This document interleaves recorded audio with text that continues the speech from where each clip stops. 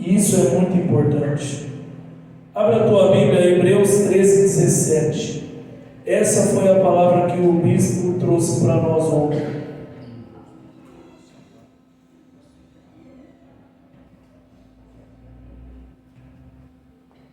Hebreus 13:17.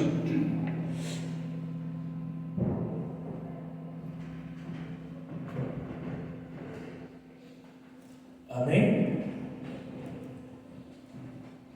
Diz assim as Sagradas Escrituras: obedecei a vossos pastores e sujeitai-vos a eles, porque velam por vossas almas, como aqueles que hão de dar conta delas, para que o façam com alegria e não gemendo, porque isto não vos seria útil. Vou ler em outra tradução. Obedeçam aos seus líderes ou pastores e sigam as suas ordens, pois eles cuidam sempre da necessidade espiritual de vocês, porque sabem que vão prestar contas disso a Deus. Se vocês obedecerem, eles farão o trabalho com alegria, mas se vocês não obedecerem, eles trabalharão com tristeza, e isso não ajudará vocês em nada. Feche seus olhos. Querido Deus, Pai maravilhoso, graças te damos, Senhor, porque sabemos que o Senhor nos ouve, Pai. Sabemos que não estamos aqui declarando coisas nossas, Senhor, mas aquilo que verdadeiramente o Senhor quer tratar com a igreja. E assim como a tua palavra diz para nós em vários pontos: quem tem ouvidos, ouça. É sempre uma escolha nossa, Senhor, ouvir ou não. O Senhor sempre deixou uma liberdade para nós. Se quiserdes e me ouvirdes, tudo é permitido. Então, Pai, essa falácia de que a igreja é um sistema opressor é mentira. A igreja não oprime, a igreja orienta, a igreja ensina. E obedecer ou não é escolha pessoal. Porque o Senhor não quis pessoas que te amassem e te servissem de forma forçada, mas o Senhor nos deu liberdade para fazermos as nossas escolhas. Pai, ordene a tua bênção, nós pedimos agradecidos em nome de Jesus. Amém. Glória a Deus. Aleluia. Podem se sentar. Queridos, essa foi a palavra pregada para nós ontem. E ela estava sendo pregada para pastores. Só tinha no ambiente pastores e obreiros credenciados. E o que é que o bispo estava liberando para nós? O que foi pregado para ele? Pastor Mário de Oliveira, em uma reunião com 133 superintendentes, abriu a mesma palavra, trazendo a mesma direção. Isso alegrou meu coração, irmãos. Significa que nós estamos aliançados e dentro da visão daquilo que Deus está trabalhando com a igreja dele, a igreja do Evangelho Quadrangular. Ontem nos foi feita uma pergunta: o que ela significa para você? O que essa igreja significa para você? Quantas bênçãos você já alcançou nessa igreja? Quantas coisas maravilhosas você já viveu nessa igreja? Claro, muitos já devem ter vivido coisas negativas, normal. Aonde há um aglomerado de pessoas, irmãos, haverá falhas. Por isso que eu sempre declaro: nunca deposite sua confiança no pastor Victor, tá? Deposite no Senhor, porque eu posso falhar, e se eu falhar com você, e se eu estiver depositando em mim, você vai se escandalizar e sair. Agarre-se a Jesus Cristo, continue olhando só para Jesus Cristo e caminhando por Jesus Cristo. E é importante que a igreja onde você congrega prega a verdade. Essa deve ser a sua preocupação, mais nada. Essa foi a minha preocupação quando eu vim à igreja. A irmã Lúcia está aqui? A irmã Lúcia me explicou um pouquinho sobre a igreja na época, porque eu não sabia nada. Ela era minha aluna na academia, e ela me explicou o que eram os símbolos. E quando eu descobri que os símbolos eram sobre os evangelhos, eu falei: opa, eu estou numa igreja verdadeira. Quando eu descobri que o lema da igreja, Hebreus 13:8, ontem eu lembrei que era 8, tá, irmãos? Que lá eu declarei que era 7, os pastores me corrigiram, 8. Então, para quem fala, o pastor Vitor é bom para guardar versículo, mais ou menos, irmãos. Tem minhas falhas também. E graças a Deus, porque o poder dele se aperfeiçoa na minha fraqueza, não tem problema nenhum. Eu não me envergonho de ser falho, irmãos. Isso me faz dependente dele, que é o único perfeito. Hebreus 13:8, ele é o mesmo ontem, hoje e será sempre. Esse é o lema da tua igreja, amém? A tua igreja se baseia nos evangelhos. A tua igreja declara em alto e bom som que Jesus salva, Jesus batiza, Jesus cura e principalmente voltará. Essa é a palavra que não pode sair em hipótese alguma de qualquer igreja que se declara cristã. Pregar o Maranata, pregar a volta de Cristo. E isso está ligado inteiramente à base da igreja na qual você congrega hoje, chamada Igreja do Evangelho Quadrangular. Você serve nessa igreja, você congrega nessa igreja, você faz parte dessa igreja. Então aqui eu quero declarar também o que o bispo declarou ontem. Ele falou: eu não quero que nenhum de vocês me defenda, mas defenda a tua igreja. Isso também foi pregado para ele através do pastor Mário de Oliveira. Pastor Mário de Oliveira falou aos superintendentes: eu não quero que nenhum de vocês me defenda, a pessoa do Mário Oliveira, mas defenda a igreja do Evangelho Quadrangular. E ele falou uma coisa que depois eu comecei a pensar, irmãos, e é verdade. Jesus foi completamente atacado. Em nenhum momento você viu Jesus se defendendo. Alguém viu Jesus se defendendo em alguns evangelhos? Se viram, me mostre. Eu não vi. Eu não vi. Pelo contrário, ele se humilhava, se rebaixava. Ele defendia o Pai e a noiva. A noiva ele defendia. Quando Paulo começa a perseguir a igreja, ele se posiciona e fala: por que me persegues? Não, mas eu não estou perseguindo você, Jesus, eu estou perseguindo a igreja, mas a igreja é a minha noiva. Então mexer com ela, mexe comigo. O bispo declarou: vocês mexer comigo não tem problema nenhum, mas se vocês mexerem com a pastora Márcia, vocês vão conhecer um outro bispo. E é verdade, irmãos. Todo marido aqui, eu acredito que vai declarar a mesma coisa. O irmão Lincoln, o irmão Géder, o irmão Djalma. A gente suporta, pode bater o quanto quiser, mas se tocar na nossa família, dá ruim. Se mexer com a nossa esposa ou os nossos filhos, dá ruim. Dá ruim, irmãos, e eu falo por mim mesmo. Dá ruim. Qualquer homem verdadeiro que guarda o teu lar se posiciona dessa maneira. E não é diferente com Jesus Cristo. Ele suportava tudo sobre ele. Pode bater, pode cuspir, pode chicotear, pode fazer o que vocês quiserem. Mas quando mexeu na igreja, ele se posicionou e falou: por que você está me perseguindo? Então o bispo declarou: não defenda a mim, defenda a igreja. Pastor Mário declarou a mesma coisa. E eu também declaro a mesma coisa, irmãos. Talvez alguns de vocês vão ouvir falando mal de mim: não precisa me defender, não, deixe do jeito que está. Mas defenda a tua igreja.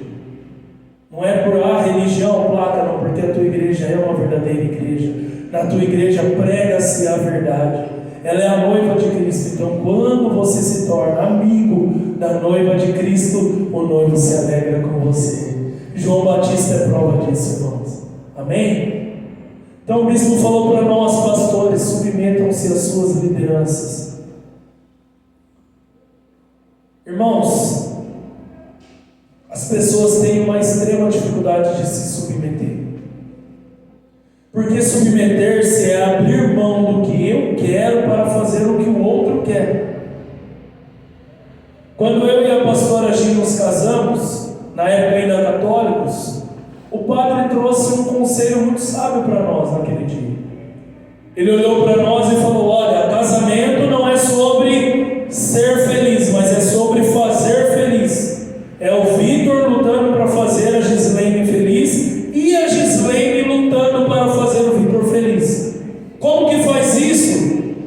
submetendo, sacrificando. A maior prova de amor que nós conhecemos foi através de um sacrifício. Então, para de fato provar que você ama alguém, se submete verdadeiramente àquela pessoa, você terá que se sacrificar. Sacrificar é: eu deixo de fazer a minha vontade para agora fazer a tua. Isso é submissão. Ah, mas a Bíblia pede só para a mulher fazer isso. Não. Pede para o homem, e sobre o homem tem um fardo muito maior. Ama a tua esposa como Cristo amou a igreja. A submissão da igreja a Cristo é falha, mas o amor de Cristo para com a igreja é perfeito. Então, homens, sobre nós está um fardo maior, né? Até porque a mulher vai se submeter quando ela enxergar um verdadeiro líder em você. Ela tem que ver firmeza em você, posicionamento. Aí ela se submete. Jesus amava os discípulos antes mesmo deles o conhecerem. E ele amou, cuidou, e através dessa demonstração de amor, os discípulos se submeteram. Então a esposa se submete quando ela enxerga isso no marido. Então é difícil submissão, irmãos. É muito difícil. E o que é que a Bíblia está te pedindo hoje, essa noite? Submeta-se ao teu pastor. Abra mão da tua vontade para fazer a vontade do teu pastor. A Bíblia está deixando isso bem claro. Mas que pastor? Pastor Victor? Não. O bom pastor. O verdadeiro pastor. O pastor dos pastores. Jesus Cristo. Porque o pastor Victor só será um bom pastor se ele buscar se assemelhar ao bom pastor, que é Jesus Cristo. João 10:11. Esses dias eu estava meditando nessa escritura e é muito lindo, irmãos, ver o quanto a Bíblia é atual, né? Escrita há tantos anos e como ela carrega uma atualidade nos seus manuscritos. João 10:11. Eu sou o bom pastor, e o bom pastor dá a vida pelas ovelhas. Um empregado trabalha somente por dinheiro, ele não é pastor, e as ovelhas não são dele. Por isso, quando vê um lobo chegando, ele abandona as ovelhas e foge. Então o lobo ataca e espalha as ovelhas. O empregado foge, porque trabalha somente por dinheiro e não se importa com as ovelhas. Eu sou o bom pastor. Assim como o Pai me conhece, eu conheço o Pai. Assim também conheço as minhas ovelhas, e elas me conhecem. Eu estou pronto para morrer por elas. Então hoje tem muita gente declarando aí que pastor é tudo mercenário, pastor só quer saber de dinheiro. Tem ou não tem? Mas isso é novidade? Não, a Bíblia já relatava que tinha. Só que a Bíblia está dizendo para nós que há uma separação. Há o bom pastor e há aquele pastor que não é bom. Entendendo isso, eu não posso generalizar e colocar tudo num pacote, irmãos. Eu sempre declaro isso. Nunca tenha um pensamento generalizado sobre nada. A forma generalizada de se pensar é ignorante, irmãos. A pessoa tem uma experiência ruim na vida dela, e a partir dali ela pega e usa isso como uma pauta para atacar todos da classe. Quer uma prova? Mulheres que se envolveram com homens errados, homens que traíam, homens que batiam, homens que não as tratavam com respeito. Teve 1, 2, 3, 4 relacionamentos dessa forma. O que elas declaram? Homem não presta. Generalizaram. Quando elas falam homem não presta, elas estão colocando todos os homens no mesmo pacote. Está certa essa forma de pensar? Está errada, completamente errada. A pessoa usa de uma experiência pessoal para atacar toda uma classe. A pessoa se fere na igreja através de um mau Porque a Bíblia está deixando claro que tem o bom e tem o ruim. E aí ela sai atacando a classe de pastores. Está errado? Está errado, irmãos. Então nunca pense dessa maneira, nunca generalize nada. Ah, todo político é ladrão. Não, não é. Eu conheço bons políticos. Políticos verdadeiramente interessados pelo bem da população. Eu conheço, eu convivo com políticos bons. Então eu não posso generalizar. Porque quando você generaliza, você começa a ter um pensamento ignorante. E esse pensamento ignorante te afasta do conhecimento, que é justamente o que te faz perecer. Então paga o preço.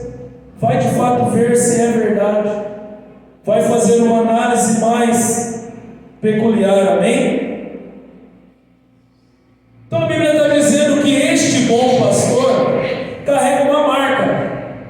Este bom pastor carrega um adjetivo, uma característica. Qual é a característica principal desse bom pastor? Dar a vida pelas ovelhas. Ele se declara: eu sou o bom pastor. Por quê? Porque eu dou a vida por isso. Eu entreguei tudo o que tenho, tudo o que sou. Eu me esvaziei, eu me submeti, eu me escravizei. Eu saí do meu trono de glória para me tornar algo minúsculo chamado ser humano. Pelas ovelhas, por amor a essa igreja falha, pecadora, iníqua, que já feriu o coração do meu Pai inúmeras vezes, que já entristeceu o espírito do meu Pai inúmeras vezes, mas eu vim para dar a vida por elas, e estou pronto para fazer isso, disse Jesus.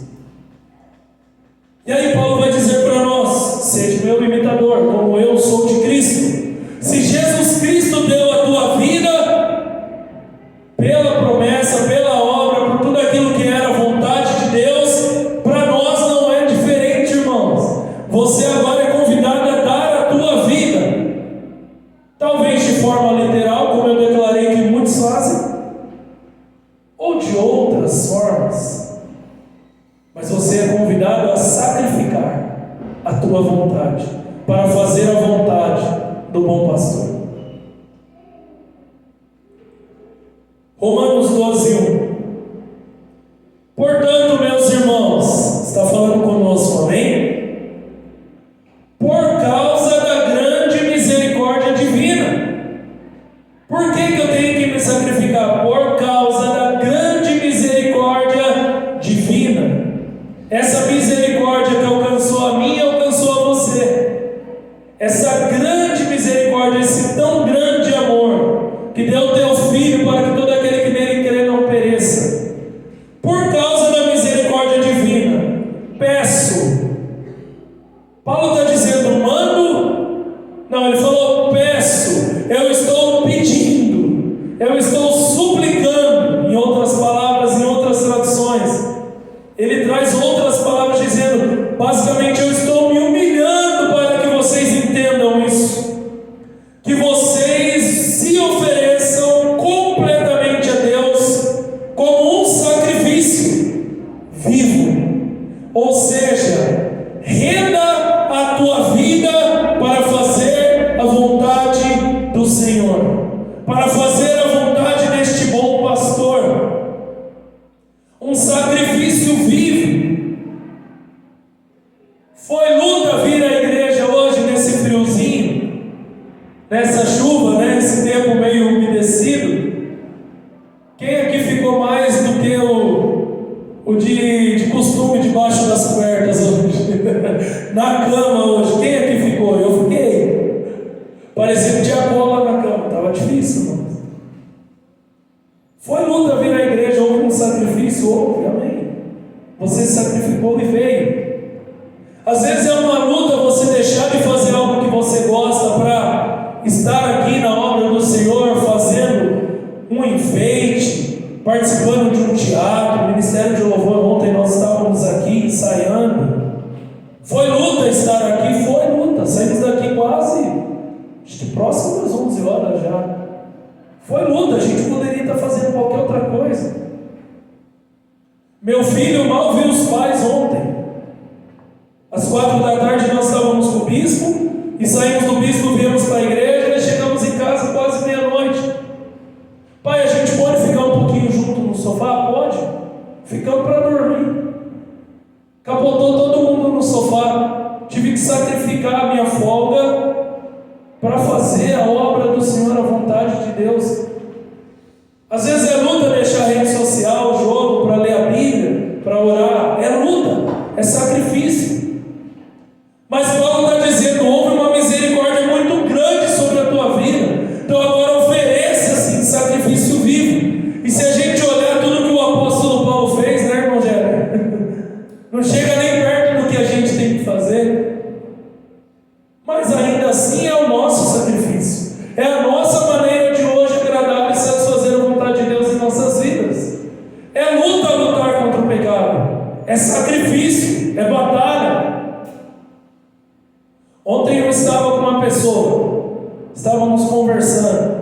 E essa pessoa relatou para mim a diferença que ele vê hoje no irmão William.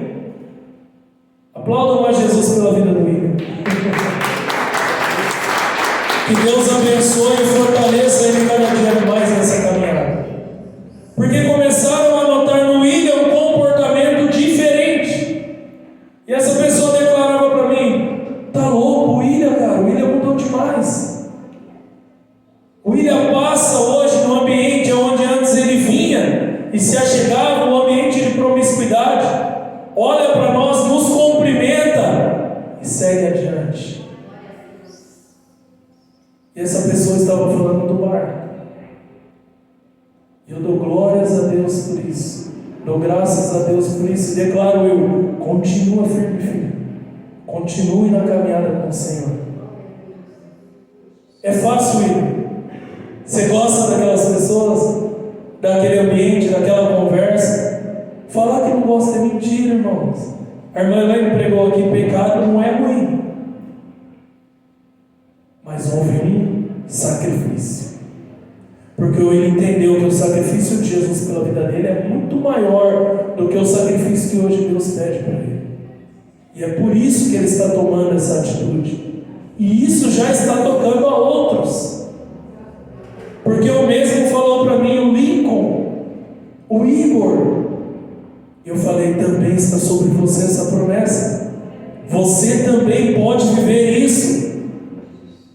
Rapaziada, com quem eu andava, está tudo sendo transformado e mudado. Falei: glória a Deus, irmão. E você também será. Você também viverá isso. Ele já está ficando incomodado, porque ele está vendo aqueles que antes pecavam com ele se levantando e mudando e sendo transformados. A nossa atitude fala muito mais do que as nossas palavras. Oferecer a tua vida como um sacrifício vivo é isso. É isso. É você agora viver verdadeiramente dedicado ao serviço. Isso está escrito depois: dedicado ao serviço e agradável a Ele. Esta é a verdadeira adoração que vocês devem oferecer a Deus. Esta é a verdadeira adoração. Essa palavra precisa te incomodar. Senhor, eu quero te adorar. O que é a verdadeira adoração que Deus aceita? A Bíblia está dizendo: oferecer a tua vida agora em prol dessa obra, em prol desse projeto divino, em prol de fazer a vontade de Deus na tua vida. Essa é a verdadeira adoração que Deus espera de nós. Amém? Olha o que ele fala no versículo 2: não vivam como vivem as pessoas deste mundo. Não vivam como vivem as pessoas deste mundo. Como é que as pessoas deste mundo estão vivendo? O que é que elas estão falando? O que é que elas estão buscando? A Bíblia está dizendo: nós cristãos temos que ser diferentes. E como é que nos tornamos diferentes? Sendo transformados na nossa mente. A primeira guerra que nós enfrentamos é na mente. A maneira que você pensa, a maneira que você acredita, a maneira que você acha. Irmãos, aí mora um risco, aí mora um campo completamente delicado de se lidar. O que você acha? O que você pensa? Jesus declarou para os seus: como é que vocês me veem? O que as pessoas têm dito, o que pensam sobre mim? O que vocês acham de tudo isso que nós vivemos chamado cristianismo? E aí você é convidado a abrir mão daquilo que você pensa, acha, acredita, para se agarrar àquilo que é bíblico. Bíblico. Porque hoje na internet nós temos muitas pessoas ensinando muitas coisas. Esses dias nós tínhamos um ministro do STF falando Ministro esse que defende coisas antibíblicas. E ele pregou verdades e mentiras, porque é dessa forma que eles fazem. Estrategicamente ele pregou verdades e mentiras. Eu estou falando de Flávio Dino. E ele começou a falar sobre a formação da família. Família tradicional não é bíblico. Nem toda a família da Bíblia era um homem, uma mulher e seus filhos. E ali ele começou, através de uma artimanha diabólica, criar uma estratégia de falar da Bíblia, não de forma verdadeira, mas misturando verdades e mentiras. E ai de nós se não lermos a Bíblia, irmãos, porque eles estão lendo. Eles estão buscando formas de alcançar o povo cristão. O último ministro agora do STF indicado é um evangélico, entre aspas, porque o governo que prega aquilo que é do anticristo já está entendendo que ele precisa agora ganhar o povo de Cristo. E como que ele vai fazer isso? Enganando, fingindo. Pastor, você é bolsonarista? Não, eu sou cristão. Quem está pregando algo mais semelhante àquilo que é cristianismo, é com esse que eu vou correr, é com esse que eu vou andar, e é esse lado que eu vou fortalecer. Política e religião não pode andar junto. Mais uma mentira.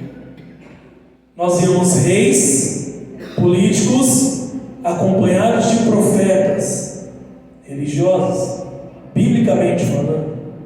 Reis e profetas em todos os manuscritos. Independente do tempo que tinha um rei, tinha um profeta. E os profetas exortavam e orientavam os reis. Então isso é mentira, irmãos. João Batista perdeu a cabeça porque se levantou contra um governo político. Declarou escancaradamente a maneira que esse governo está lidando com as coisas está errada. João Batista perdeu a tua cabeça, mas ele se posicionou. Então não abraça essas mentiras de Satanás, irmãos. Tenha uma renovação de mente. Para de falar o que as pessoas estão falando. Começa verdadeiramente a se interessar em qual é a vontade de Deus para você.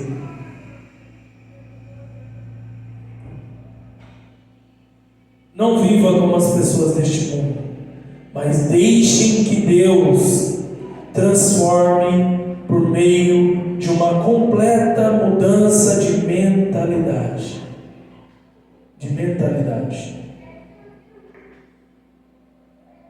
Você tem se alimentado mais das coisas de Deus ou das coisas do mundo?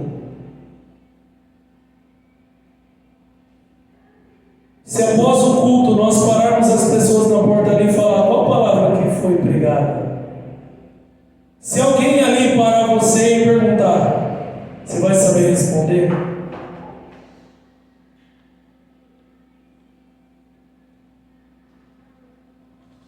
Aqui nós estamos recebendo alimento, irmãos. Eu tenho declarado para a irmã Lena, que está acompanhando de forma virtual os cultos, porque não pode estar presencial, e que ontem se sacrificou para estar aqui conosco, porque ela está com uma cirurgia recém-operada, e ela se sacrificou para estar aqui ontem. Hoje ela viria, mas ela falou, pastor, não dá. Eu falei, a minha irmã, eu entendo, mas ela queria estar. Então por isso que eu estou fornecendo para ela o alimento virtual. E quando eu mando para ela, eu escrevo embaixo, bom apetite. Porque isso é alimento, irmãos. Isso é alimento. E o quanto você está se dedicando para se alimentar quando você está nesse ambiente? Ou você está recebendo alimentos de fora?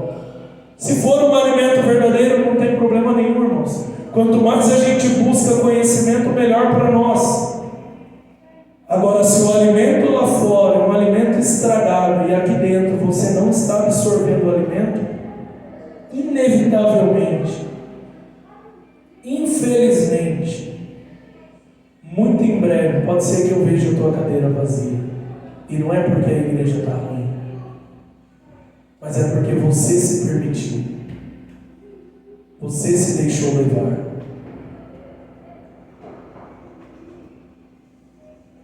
Você é o que come, amém? A boca fala do que o coração está cheio. E antes de vir para o coração, passa pelo pensamento. Então você tem que ter uma renovação de mente. Por quê, pastor? Assim vocês conhecerão a vontade de Deus. Então, submeter-se ao bom pastor é abrir mão da tua vontade para fazer a vontade dele. Como é que eu faço isso? Renovando a minha mente, não vivendo como as pessoas do mundo vivem. É desta forma. E aí, então, assim vocês conhecerão a vontade de Deus, isto é, aquilo que é bom, perfeito e agradável. Guarda essas palavras: é bom, é perfeito e é agradável. Não deixe que ninguém pregue nada contrário a isso para você.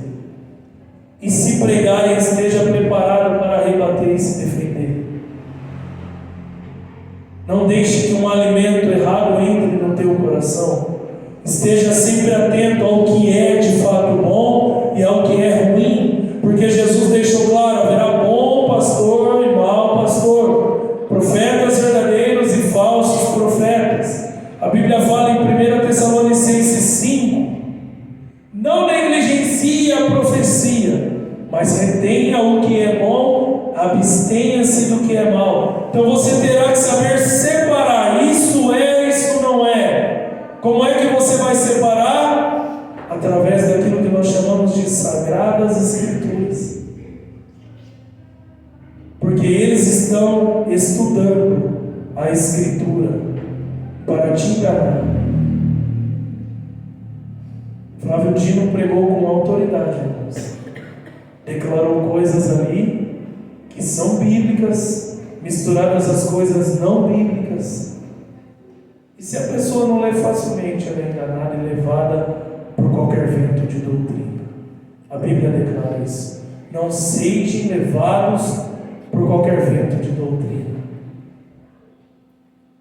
Para encerrar, ontem eu declarei lá no encontro de pastores: eu queria encontrar uma igreja, permanecer na igreja, criar raiz na igreja, servir na igreja, ser bênção para a igreja.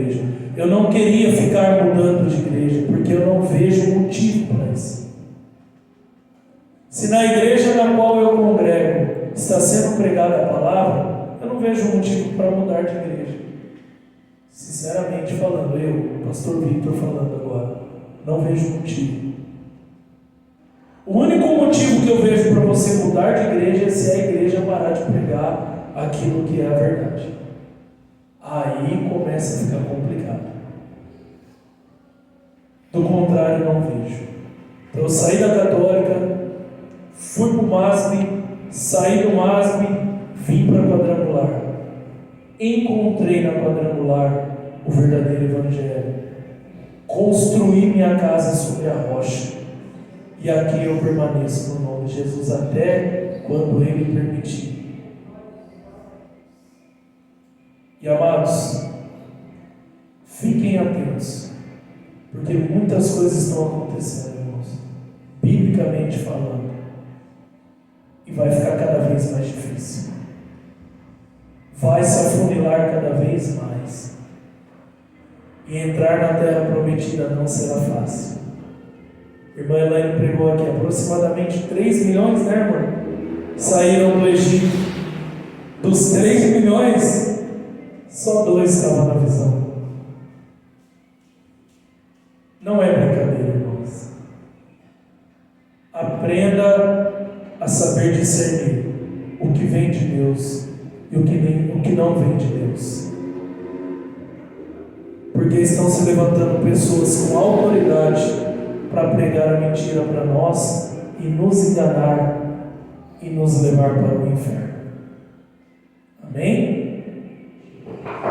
Tinha mais coisas para pregar, mas acredito que o que tinha que ser liberado foi liberado no nome de Jesus. Irmão Géber, quer dar um testemunho? Pode vir, irmão.